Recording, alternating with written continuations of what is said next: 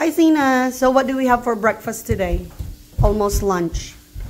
Yung favorite ni Zenos yan. Itong favorite ni Zenos. Ooh!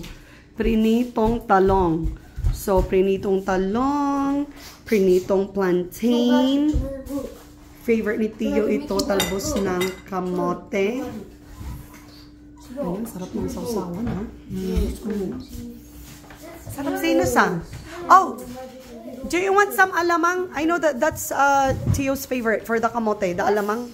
The purple? Yeah, but this one is fried alamang, so it's brown now. Sarap ng ulam nila. O, diba? The best. Can I have some? Nagkagulo na. Si Zenos talagang nagkamay-kamay na, oh. Grabe. Sige.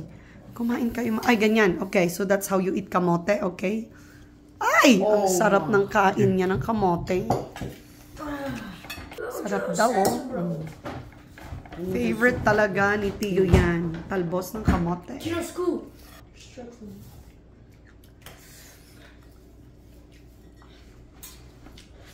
Sarap, ha? Is it good? Yeah. So what are you gonna do after we eat?